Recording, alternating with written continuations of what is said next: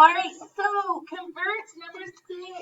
We have 386 and 510 centigrams to grams. And then, of course, this is lesson 18.2, part 2. And then we went ahead, our recording ran out on number 5, but we went ahead and finished that. So there it is, the rest of it. So number 6. So are we going smaller to larger or larger to smaller? Smaller to larger, so that means we're going to divide, okay?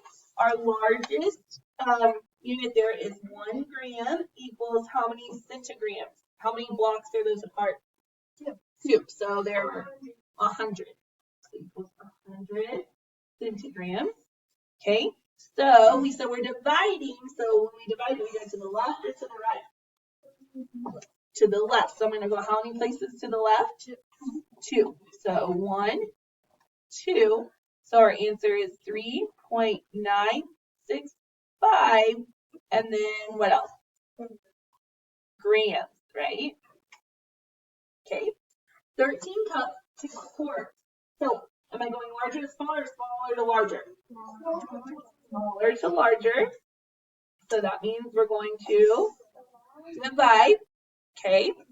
So how many, our largest unit is 1 quart equals how many cups? So how many cups are in a quart? 4. Using our gallon G, we did that. Okay, so now I'm going to take what? 13 divided by 4, which if I would write that as a fraction is 13 over 4, which equals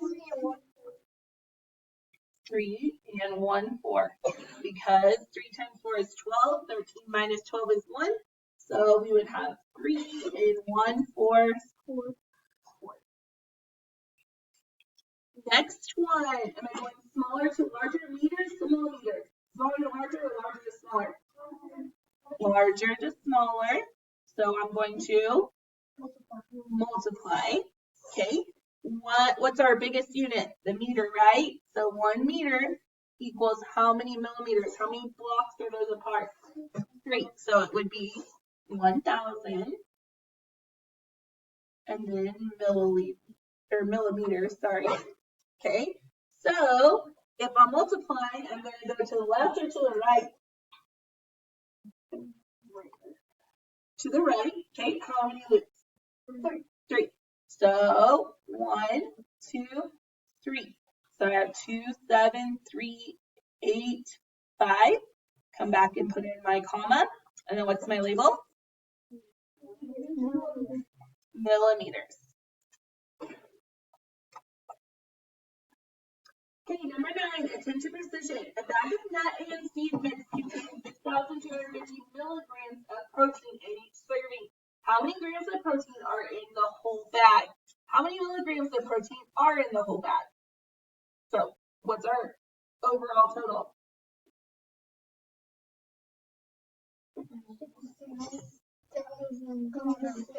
Well, first of all, you have to take 6,250 times what? Times 8, right? Because there's 8 servings in there, and 1 serving gets us 6,250 milligrams, right? So we're going to take 6,250 times 8. So 0, 0, 4. 8 times 2 is 16 plus 4 is 20. Carry the 2. 8 times 6 is 48 plus 2 is 50. So it would equal 50,000 milligrams. Okay, how will you convert from milligrams to grams? So we want to go from milligrams to grams. So are we going smaller to larger or larger to smaller? Smaller to larger. So that means we're going to what? Equals division. So we're going to divide. Okay. So our larger unit is 1 gram equals how many milligrams? How many boxes are those apart? 3. So 1,000. So if we're going to divide, I'm going to go up here and loop over how many places? 1, 2, 3 to the left. So it would be 50 grams. Okay, so we're going to go ahead and record this page. If we run out of recording time after going through it, the whole page still needs to be completed. On your own, number 10, STEM. A supersonic parachute will help scientists to land a spacecraft on Mars. The parachute will have to sustain a speed of 200 miles in 1 minute. How many yards is this in 1 minute? So 200 miles in 1 minute. They want to know how many yards this is in 1 minute. So, if you don't know that, where could you possibly look? Yeah, so go grab your math folder. Okay, so first of all, we have to decide if we're going from a larger unit to smaller or smaller to larger. So which one? Larger to smaller. A mile is larger than a yard. So larger to smaller, so we're going to multiply. Okay, 1 mile, because that's our larger unit, is how many yards? 1,760 yards, right? Okay, so now I'm going to take 1,760 times what? 200. And I can just put it like this and pop out the zeros, right? Okay, and then just bring them straight down. So 0, 0, 2 times 0 is 0, 2 times 6 is 12, carry the 1, 2 times 7 is 14, plus 1 is 15, carry the 1, 2 times 1 is 2, plus 1 is, okay, so my answer is what? 352,000 yards. A striped, number 11, a striped dolphin weighs about 22.5 pounds at birth. About how many ounces does a baby striped dolphin weigh? And we need to use the word about, right, guys? We're still going to get an answer and put it, but we need to make sure we put the word about out front, okay? So, first of all, are you converting from smaller or larger? Which one are we doing? Larger to smaller, so we're going to, so larger to smaller, so we're going to multiply, okay?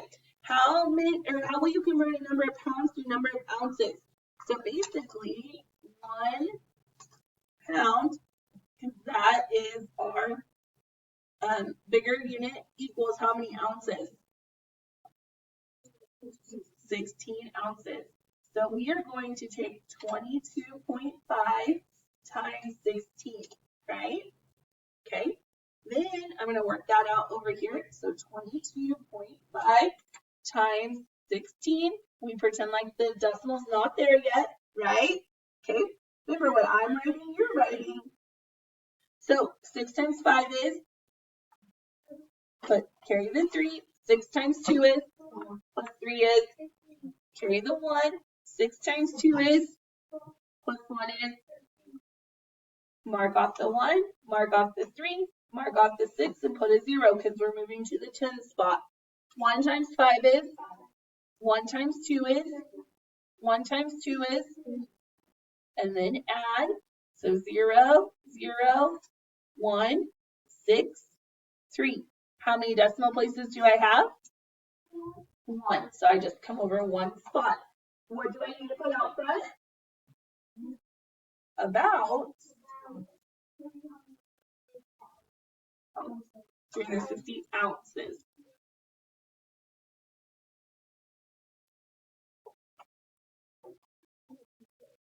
Okay.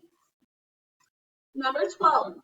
When you convert a measurement of 35 to an equivalent measure of 3,500, are you converting from a smaller unit to a larger unit or a larger unit to a smaller unit? So we went from 35 wholes to 35 little pieces. So we divided, right? Okay, so what have we learned? So if you're dividing, let's kind of work backwards. If you're dividing, that meant you went from a what? A smaller unit to a larger unit. Okay, Number 13, reason. When converting a decimal measure from a smaller unit to a larger unit, will the new measure also be a decimal? Explain.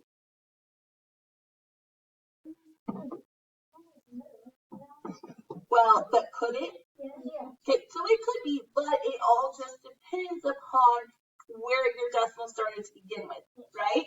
Okay, so you could go from a decimal to a whole number, right? Okay, but if your decimal place is so far over to the left and you're only multiplying by a small amount, then it may only loop over so far, right?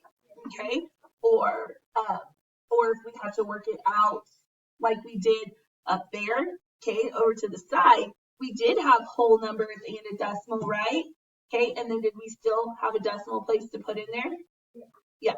So even if we were doing a whole number times a whole number, do you still always have a decimal place? Yes. It just may be at the end and you have nothing following it, right? Okay.